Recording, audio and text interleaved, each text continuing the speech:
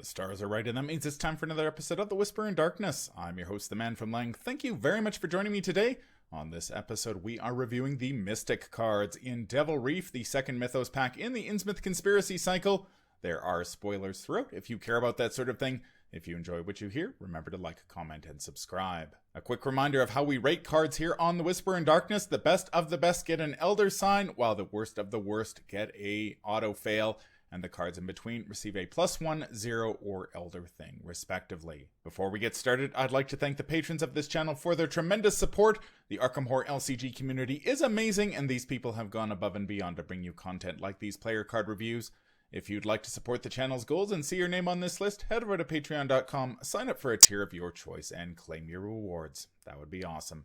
Without further ado, let's get started. The first Mystic card in the pack is Blood Pact. This is a 2-cost asset that has willpower and combat skill icons. The spell and Pact trait. It has a free triggered ability. Add 1 Doom to Blood Pact. You get +2 willpower for this skill test, limit once per test. And it has a free triggered ability. Add 1 Doom to Blood Pact. You get +2 combat for this skill test, limit once per test. Now this is a downgrade for Blood Pact 3 from the Blood on the Altar Mythos pack way back in the Dunwich Legacy. Again, probably close to Keen Eye in level of popularity. The other three talents from that pack being far more popular and powerful. 2 of those, or I guess all 3 of those, ended up on the list of taboos, and these 2 did not. Again, this one doesn't cost experience points, so it is now an option for off-class mystics and the Dunwich investigators. It's worth noting that it is slightly weaker than its level 3 counterpart. You're only getting a +2 bonus versus +3 for the permanent version. Now, I did play the permanent version in a Norman Withers deck, and it actually worked out quite well. For me. I was very happy to have purchased it, but I think generally speaking, players tend to shy away from these effects that add Doom to cards in play, and largely because there's still only one way of reliably removing that in the player card pool, that being moved. Yeah, I think if that archetype had a little more support or ways to remove Doom, this card would be pretty good, actually. You have Arcane Initiate, which adds Doom to it and can find this card, which is pretty decent. I think this one is much better than Keen Eye, at least in the decks that want it. But that being said, there just isn't really enough ways to get rid of Doom once you put it on there, so it's very risky. Yeah, and I think one of the things worth mentioning here is that when this was released back in the Dunwich Legacy, the card that removes Doom, Moonlight Ritual, was released in a Mythos pack from that cycle. And so far, we haven't seen any cards in this cycle that remove Doom. So if you were to pick up this card, or say the next card that we're going to talk about, Abyssal Tome, you just don't have the cards to remove the Doom. So I'm not too sure why somebody would want to play this if they have to go out and pick up yet another Mythos pack from a different cycle just to get the card that they need to play with these cards. Now, for completists like you and me, that's not a big deal. We already have the entire card pool at our disposal. But for players who may be new to the game, sort of forcing them to step outside the cycle to find the card to make this card more reliable is I think is a bit problematic. I think so too, yeah. Unfortunately, I think it's just part of the way the game has to be designed. There's only so many cards you can fit in a single Mythos pack, and unfortunately, there just isn't enough space to fit all the cards that they probably want to include. So yeah, it is what it is, unfortunately. But I think in terms of power level, I mean, I really liked when I was playing Blood Pact level 3, being able to add a Doom for +3 willpower, +3 combat is huge, especially for a low combat seeker like Norman Withers.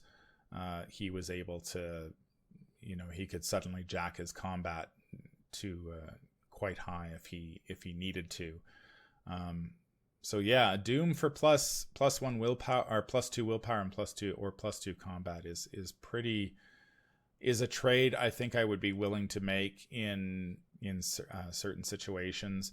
Like there is the witching hour that you can sometimes sneak in these sorts of effects, and if you've got scenarios where the agenda deck is turning over frequently, you can usually slide in one of these, add a Doom here and there to get these benefits. And I mean, Mystics, they love their willpower, so you should have a chance to use this. And sometimes adding a Doom, I mean, you just have to do it. You know, you need that extra willpower to pass a skill test, and this gives that option to you. So Yeah, or or it's going to be the skill test that ends the game, and it doesn't matter like essentially how much Doom you add at that point, you're going to win the game. So yeah, I think the one of the biggest things for me is that this card has the spell trait, which interacts with a lot of other cards in the Mystic card pool pretty favorably. You can play this for free with Uncage the Soul. You can find it with Arcane Initiate. Yeah, it's a pretty solid card. I think I would rate this at a 0, just because it's very niche in the decks that would want to include it. But in those decks, it's very good. yeah, I was going to give it a 0 as well. I think it has its home in certain builds, and I know some players do tend to shy away from these types of cards. But I think once you have a chance to play them, then I think they work out better than you expect them to. The second Mystic card in the pack is Abyssal Tome. It is a 2-cost asset that costs 2 experience points. It has intellect and combat skill icons, the item and tome trait. As an action, you can exhaust the Abyssal Tome fight. You may use either intellect or willpower for this attack instead of combat. When you initiate this attack, you may place 1 Doom on Abyssal Tome to a maximum of 3. You get +1 skill value and deal +1 damage for this attack. For each Doom on Abyssal Tome, it takes up a hand slot. Now, if you are adding 1 Doom with Blood Pact, adding 3, that is a whole that's another level of risk that I'm not too sure I'm willing to take a lot of the time. Now, this card does have some interesting interactions because of the Tome trait. You can play it with cards like Abigail Foreman, Knowledge is Power, Library Docent, Research Librarian, and Wit and Green. If you've maxed this thing out, it's got +3 willpower or intellect and +3 damage. So you're hitting for 4 with this, which is very good. On the downside, it does exhaust, so you are only getting 1 attack with this each turn, unless you have a way of triggering it again, either by playing Knowledge is Power, or if you have this attached to Abigail Foreman, she can trigger it again for you. So if you somehow get surrounded by multiple enemies, you could hit for 4 apiece against them with Abigail. And again, like we said with Blood Pact, there is Moonlight Ritual, which will remove the Doom from this, but you can also use Library Docent to bounce this back to your hand and remove the Doom that way. It's a little bit there's quite a few moving parts in that, but if you need to get rid of, say, if you do stack 3 Doom on this, you can drop the Library Docent, bounce Abyssal Tome to your hand, and then that Doom goes away. And if you happen to have another copy of Abyssal Tome in your hand, you could play that, I believe, for free. And so perhaps there's a deck there that has a rotating cast of Docents and Tomes, and you're able to burn down enemies that way. But I do think this one, unlike Blood Pact, this one is a little trickier to use, and I could understand why some players might not be take to this card. Yeah, the issue I think with this card over a card like Blood Pact is that you can't always dictate when you engage enemies. So So you may be forced to add Doom at an untimely situation, which is a knock against this card. But there are other ways of getting rid of this as well. Like perhaps you purposefully fail a Crypt Chill, uh, or perhaps you use your astral travel or something and reveal a token, and you choose to discard this when it has a bunch of Doom on it. So there are ways other than using the docent to get rid of it, but that being said, there are more permanent ways. So that's a thing to keep in mind as well. I think overall, though, this card is probably a 0 as well. It's very strong for what it does, and the fact that it doesn't take up an arcane slot can be pretty useful in a lot of Mystic decks. That hand slot is going to be a nice, or it's going to be appealing to Mystics. And I mean, I often look at cards and when I say I look at this and I'm like, man, you want to max this out. But even if you just put 1 Doom on it, you're still hitting for 2 at +1, which is pretty, which isn't bad if you need to take down sort of run-of-the-mill enemies, and then say you run into an enemy with 3 health or something like that, and maybe you need to bump it up another Doom.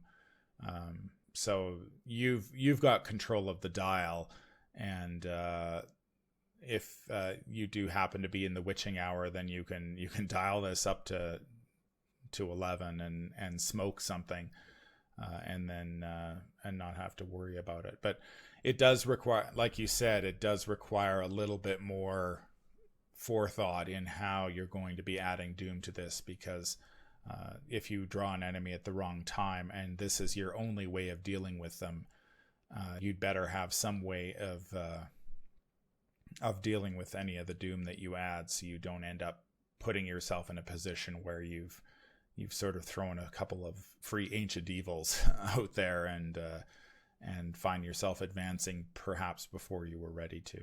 That's going to do it for our look at the Mystic cards in Devil Reef. We have Blood Pact and Abyssal Tome, both using the add Doom mechanic, which we haven't seen a whole lot of.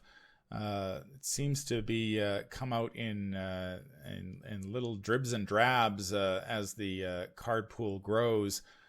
Blood Pact, very powerful effect for a Doom. The +2 willpower and +2 combat is very nice, and Abyssal Tome you can smash some enemies with it. But again, you have to have a plan for what you're going to do with that Doom. And as far as we know at this point, there are no ways in this cycle to deal with it. So you will have to look outside of this cycle for ways to deal with that Doom. Yeah, which is unfortunate. But that being said, these cards are pretty good in the decks that want to include them. So, if you're looking to play that style of deck, this is a good pack for Mystics. I mean, aside from those decks, I think you could make the occasional use out of Blood Pact in the occasional Mystic deck, but yeah, I think overall these are pretty good.